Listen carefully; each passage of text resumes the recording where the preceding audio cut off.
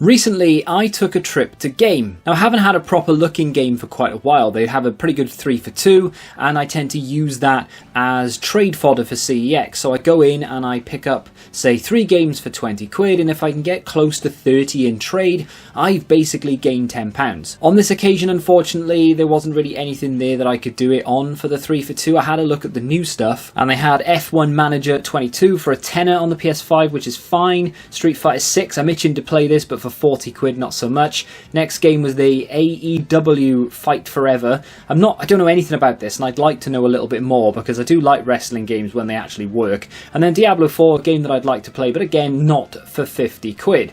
Nothing really there in terms of like pre-owned that is reasonably well priced. 40 quid for Dead Space, not really willing to pay that. MotoGP full price at 55 or whatever that was just then. There was just nothing really screamed I'm a good deal, you know. 45 for that is fine, but it's cheaper on Amazon.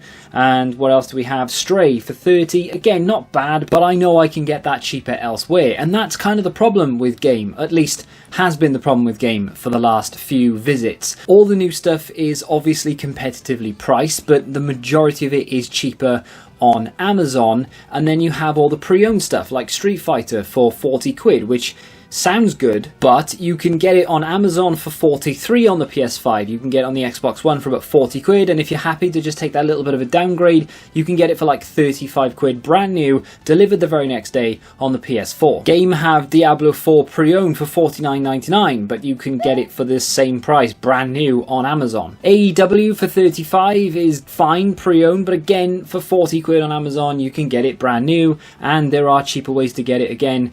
If you pick it up on the PC, for example, then it's only like 20 quid. I'd love to look into that AEW because it's also available on the Switch, and there were quite a few traded in like a day or two after release. That does scream to me, this is a terrible game. So I've put some gameplay in here, and I haven't seen this yet, so you're going to have to tell me in the comments.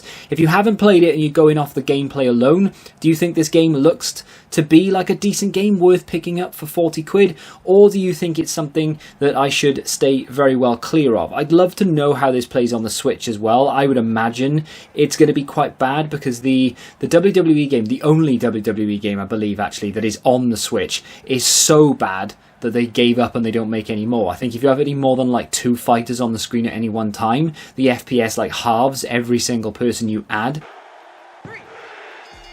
But that was it for Game. I looked through their 3 for 2 on the Switch and I just couldn't find anything. Looked through it on the PS4, I mean, they had games there, obviously. When I say I couldn't find anything, what I mean is I couldn't find anything trade-worthy. And there was nothing there that I thought was so well priced that I had to go and take it home.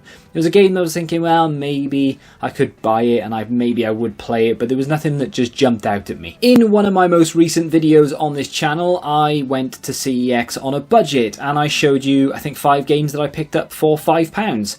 I'm going to just go through them very quickly here because obviously I want to make sure that we're adding that into the series and everything. They're all Xbox 360. The first one is going to be Section 8, which of course is mainly an online multiplayer type game, and I don't even think you can do that anymore.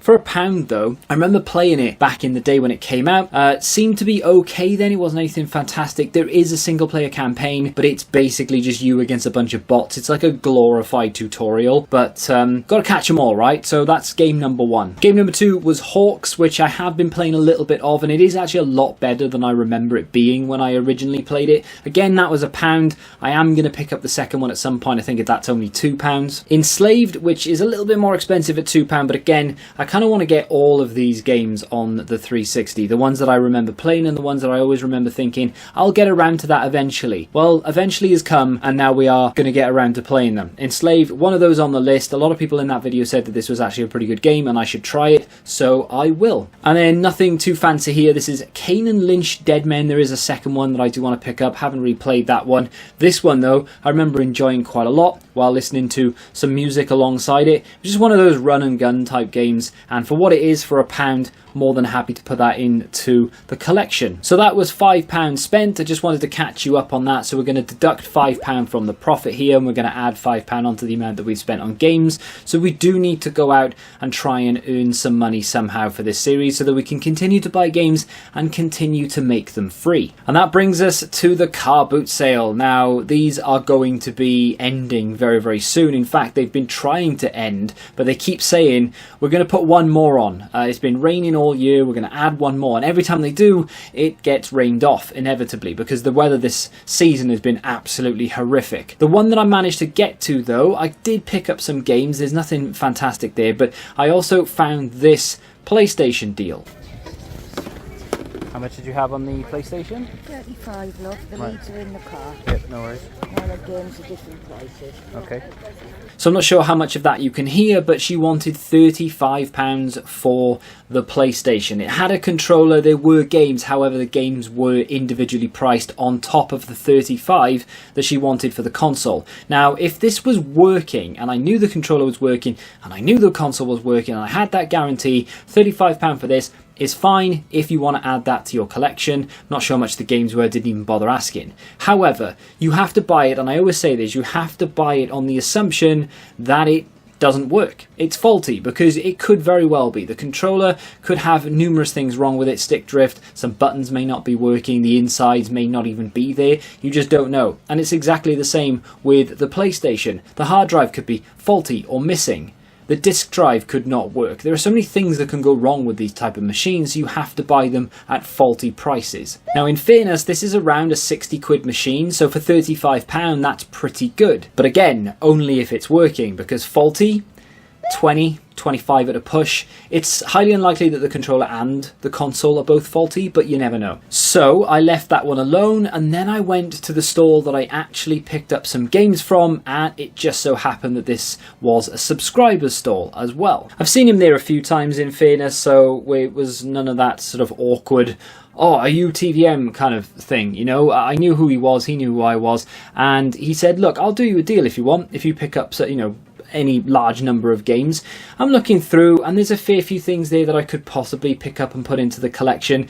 You know, some PlayStation 2 games, which I'm not a massive, like, collector of. Don't get me wrong, I want certain games on that platform, but it's not something that I'm, like, eagerly trying to pick up. It's not something that I'm really desperately trying to put into the collection at the moment. So, you know, I was having a little look on anything and everything, but it wasn't really anything that I was that interested in. I was kind of looking at things that I could possibly make some money on as well. Obviously, some things I could put into the collection, sure, but I'm looking here at some figures. This was mainly from childhood more than anything else, to be fair. I can't remember what they were called. Football, I can't remember what they were called. Anyway, we come over to the Xbox side of things, some PC games here as well.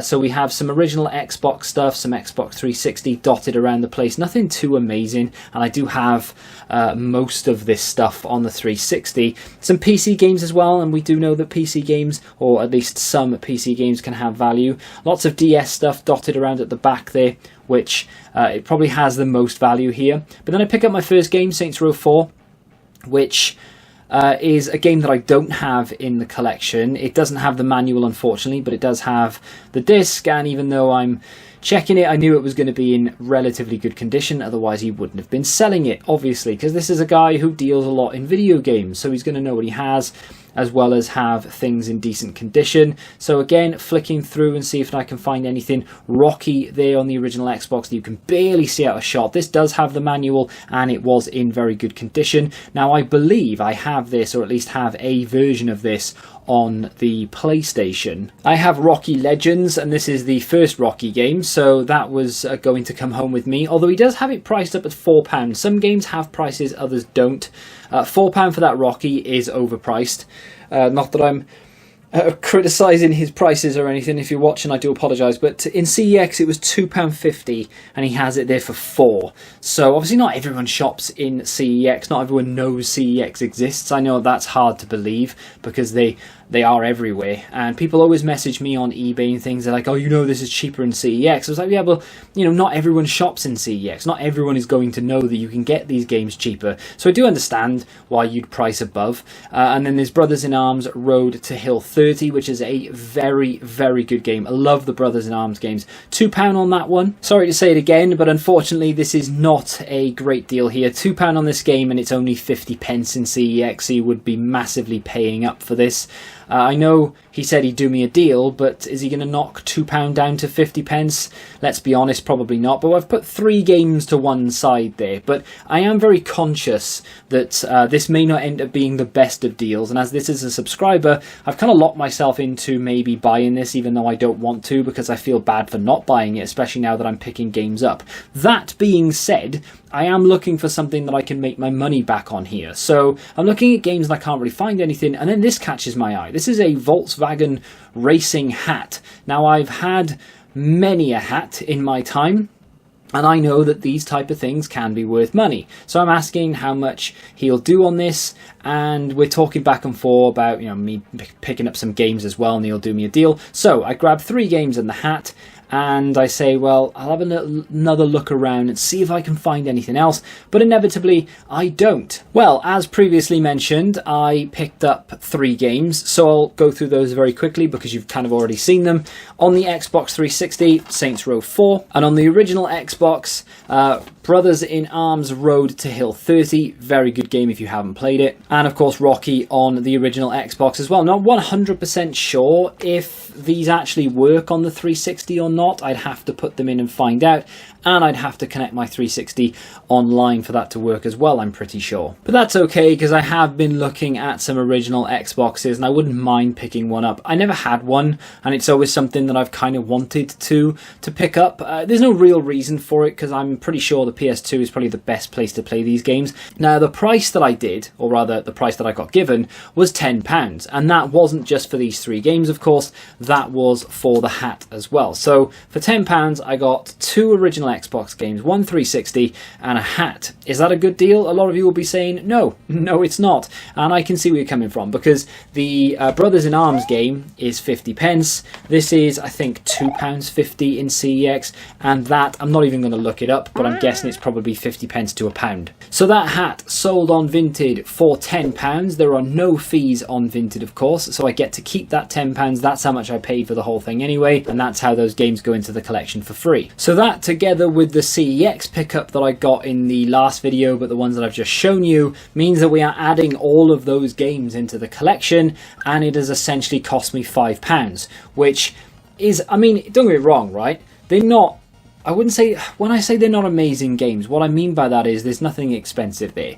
And if you're watching these videos because you expect me to be going and picking up Silent Hill on the PlayStation Black Label, you're in the wrong place. I buy cheap, inexpensive games, and then I make them free by buying and selling the odd thing here or there. I'm not really one for going out and adding super expensive games to the collection just because they are super expensive. I am still on the prowl for a 1X, which is proving to be a little bit difficult at the moment. I was very tempted to just buy it from CEX, try and get the credit with maybe some games that I don't want anymore. We're going to talk about that in the next episode, because I do actually round up some things from the collection to take into CEX. There is a very good reason for that. I don't like doing it because it depletes the collection a little bit, but I've had to purge some games in order to make something else happen, and I'll talk about that in the next episode. But unfortunately, there isn't anything massive to pick up here. I did say in another episode that I was going to go into Regenerate and pick up a 1X that they had for like £105. You've guessed it, it's gone. They do have a fair few others, but they're not as cheap, and they do come with original boxes. They're around 130. And of course, I did sell that my Xbox One a little while ago, and I got, I think, £80 for it, which is a good price. So the money is kind of sat there. I'm not going to add it to the series profit or anything, but we can talk about that in another episode when I do decide to actually use that to go and get another Xbox. But I am very tempted to maybe round up a few things in the collection that maybe I don't use anymore, maybe some games that I've played and I know I won't play again, because I'm not a collector who is just going to put things into the collection and leave it there on a shelf and never touch it. If I know I'm not going to play it ever again, why have I got it? What is the point? The whole goal of this series, of course, is to not spend any money. So at the bottom line, I need to break even. I can't afford to be spending money on games. And that's where this potential Facebook Marketplace deal comes in. This is an Xbox One X, apparently, even though we can all tell that it's not. This is a 1S. This is the Gears of War edition, the first Gears of War console that they made for the Xbox One era, because they made 2, I think. They made a 1X version later on. It's like a white one. Was that for Gears 5 maybe? This has the original like Gears logo on it. It's in the original art style and everything. It's really nice, and in CEX it's considerably more expensive than what is on offer here. This went up 45 minutes ago and it's currently 80 quid. It's not bad. Can I make much off it?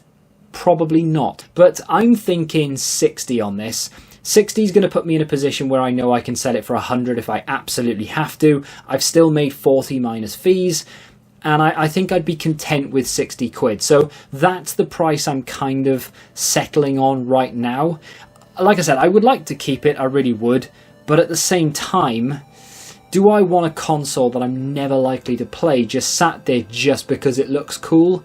Not sure I do. My thought process here actually is, if the console and the controller are working, let's just assume that they are for a second. What if we keep the console?